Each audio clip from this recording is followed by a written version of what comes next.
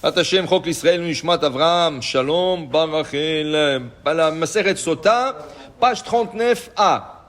Amar Rava bar Rav Una. Dit Rava bar Rav Una, Kivan sheniftach Sefer Torah, asur le saper afilu bidvar halacha.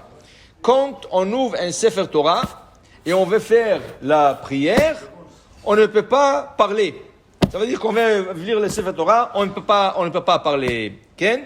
Sheneemar, comme il est dit, Ovechi Pitro, Amdu Kola. Il te dit, même Dvar Halacha. Tu veux dire qu'il y a quelqu'un Halacha, un Dvar Torah. Oh, c'est pas ça que j'ai lu un bon chidouche. Hey, le Sefer Torah est ouvert, tu n'as pas le droit. Tu n'as pas le droit. Pourquoi? Alors, Chachamim disent que quand le Sefer Torah s'ouvre, c'est comme Mahamad Har Sinai. C'est comme tu es devant le Sinaï et Hachem est en train de nous parler. Maintenant, c'est écrit quand Hachem nous a donné la Torah, dans le monde en entier, off lo parah. Les oiseaux ne volent pas dans l'air. La vache n'a pas fait du bruit. Les ânes, le coq, toute la création s'est tue pour entendre la voix d'Hachem. Et la voix d'Hachem, c'est pas petit. Ils sont évanouis de la voix d'Hachem. Et là, ils ont écouté le 10 commandements d'Hachem. Ça a été donné en 2 étapes. Première étape, Hachem a dit tout le 10 commandements sur une fois. Ça veut dire que Anochi Hachem pareil, Lotissa Hachem Kechalachaf, tout ça. Après, il nous a commencé à expliquer un commandement un après l'autre. Seulement, ils n'étaient pas capables de prendre la voix d'Hachem. Parce qu'on dit dans les Tehillim 18, Kol Hachem Meshaber Harazim. La voix d'Hachem, elle casse les cèdres du Liban.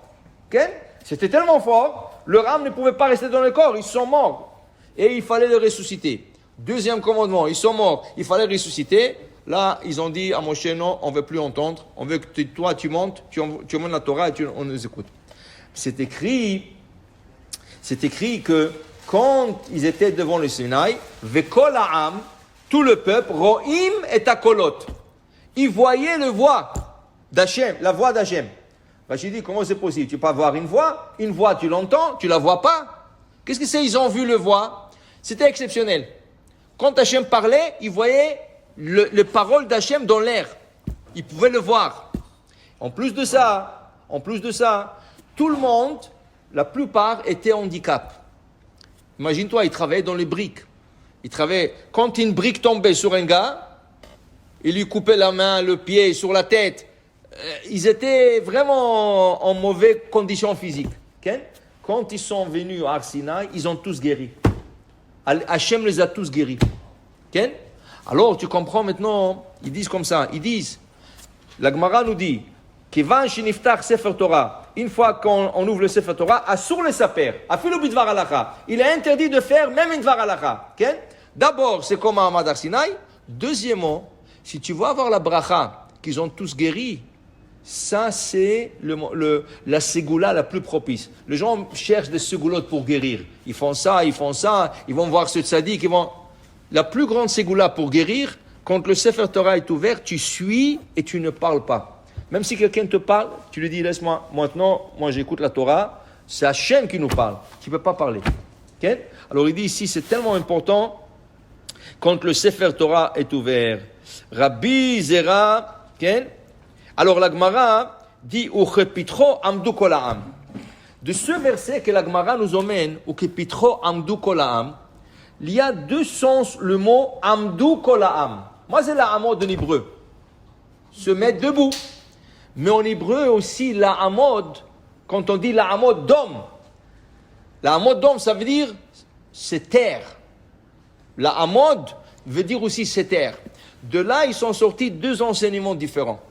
Les Ashkénazes ont pris ce verset littéralement, qui veut dire, et ils disent, quand tu ouvres un Sefer Torah pour lire, il faut se mettre debout. Vous allez dans les synagogues Ashkénazes, ils sont debout. Il y a des Ashkénazes qui ont fait un compromis. Au lieu de se mettre debout pendant toute la lecture, ils se mettent debout pour la prière.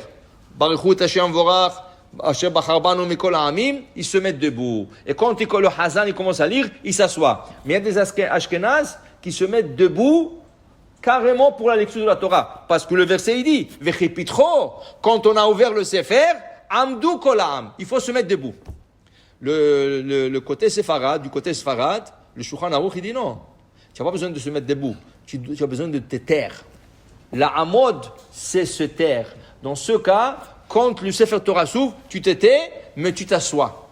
Et en plus de ça, tu es plus concentré. Quand tu es assis, tu as plus de concentration. Alors pour te dire que ce verset que la Gemara a emmené, de là sont sorties deux coutumes différentes, séfarade et ashkenaz. Après, il dit ici, Sha'alu talmidav et Rabbi Lazar ben Shamoua, bema erachta yamim.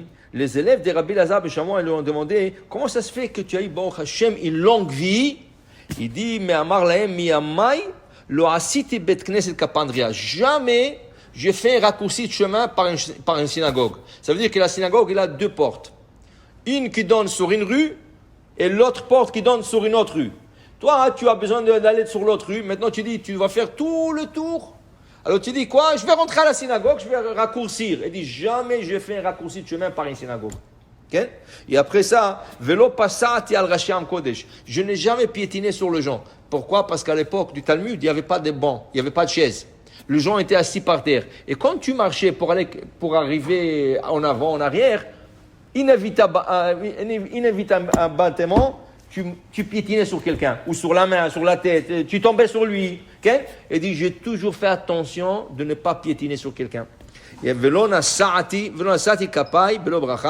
il dit, il était Kohen, il a dit que je n'ai jamais fait Birkat Kohanim sans faire la bracha. Toujours il faisait la bracha. Maï mevarer, quel bracha? Amar Rabbi Zera, Amar Rav Chisda, Asher kedeshanu b'kedushato shel Aaron, vetzivanu levarech et amo Israël be'ava. Alors c'était un Kohen, et toujours il faisait attention de faire la Birkat Kohanim. Pour dire qu'il y a des choses, regardez, de ne pas piétiner sur quelqu'un. Par mégarde, c'est pas écrit dans la Torah ça. Fais attention, c'est que tu n'aimes pas qu'on te fasse. Mais c'est des petites choses, c'est là que le rabbin qui ont fait de ces petites choses-là, c'est là qu'ils ont eu une longue vie. Et notre rabbin, Rabbi Nechonia ben Akana, quand on lui a demandé comment tu as eu une longue vie, il a dit toujours avant d'aller dormir, je pardonnais à tout celui qui m'a fait quelque chose pendant la journée. Tout ce qui m'a fait quelqu'un pendant la journée, je pardonne. Alors il a eu une longue vie. Alors ces rabbins-là, qu'est-ce qu'ils ont pris sur eux?